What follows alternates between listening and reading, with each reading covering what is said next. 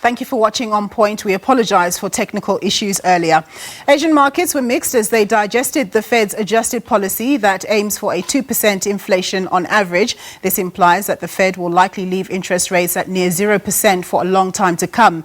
And then in Japan, news came out that the Prime Minister Shinzo Abe has resigned on account of health issues. The Nikkei share average ended the day down 1.41%. The Hang Seng Index rose by 0.56%, while the Shanghai Composite Index ended the day up 1.6%.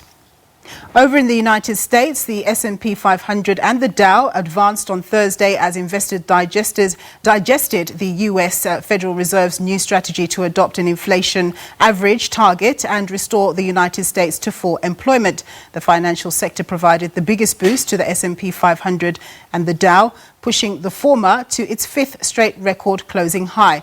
The Dow remains more than 3% below its record high reached in February. Declines in market-leading momentum stocks capped gains in all three major stock averages. The Dow Jones Industrial Average rose by 0.57%. The S&P 500 gained 0.17%, and the Nasdaq Composite dropped by 0.34%. All right, so let's take a look at the indicators.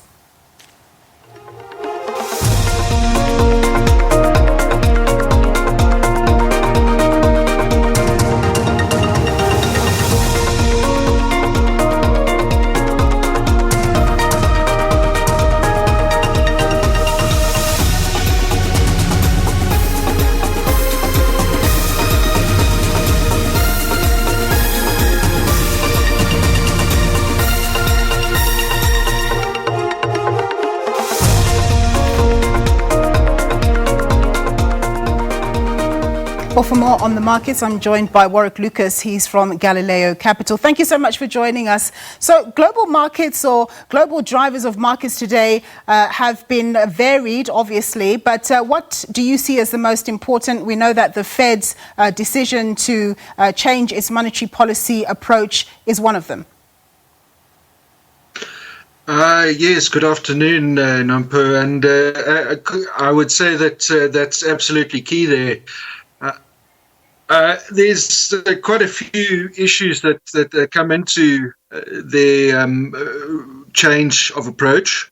They refer to the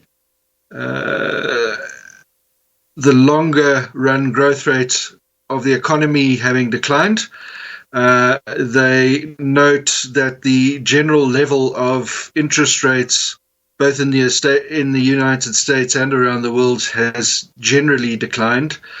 And they also point to the record long expansion in the labor market and its failure to trigger inflation are all structural issues that come to the fore.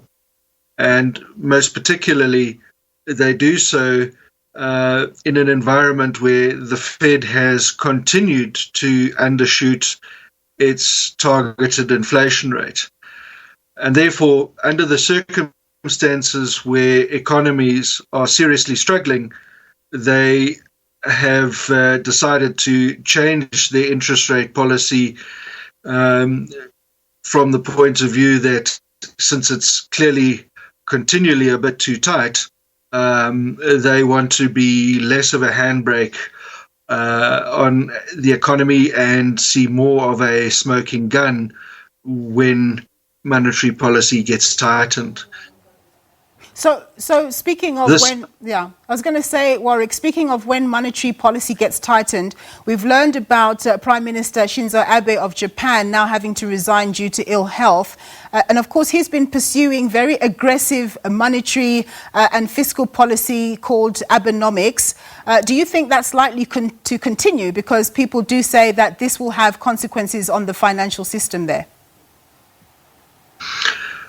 I would have said in the short term they probably would persist with the framework that has been Abenomics.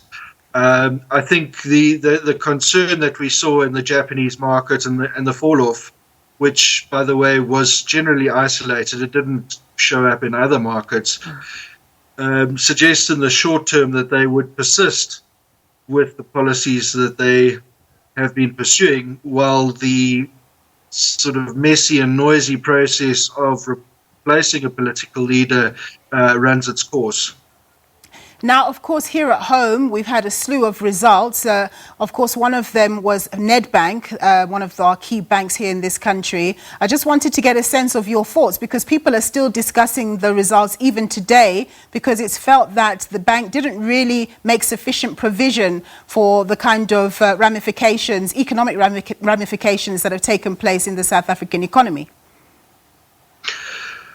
They may or may not have. I think certainly it was, in terms of the stress on both this bank and on the other banks, a record difficult set of numbers. I mean, in terms of the provisioning that they put on and so on, it was a much higher set of provisions. I think in terms of the stress across the economy, the slides that they provided were invaluable, and it certainly shows some terrible damage in services sides of the economy, such as education, entertainment, restaurants, hotels, airlines. So big chunks of the economy under stress from the shutdown and COVID crisis itself. I did see, before I let you go, I did see a very brief article talking about how South Africa is on the edge of a financial crisis, like months away. Would you agree with that? Or do you think that we can draw back away from the precipice, so to speak? I would have thought that we've got a bit longer than that, but to be honest, we are, as a country, reliant on the kindness of strangers.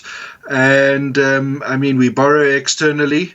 I think the fact that the Fed is likely to let inflation run hotter is a godsend for us in our borrowing profile, because it allows us to more easily fund ourselves from external sources. So months away, I would not have said, but certainly I think the strangers who do lend to us will want to see that we actually are going to make some concrete moves in terms of improving our economic policy and getting on top of the policy mistakes and the capital allocation mistakes that are continuing to keep South Africa's economy in the doldrums. Warwick, thank you so much for your time as always. Warwick Lucas, he's the Chief Investment Officer at Galileo Capital. Coming up after a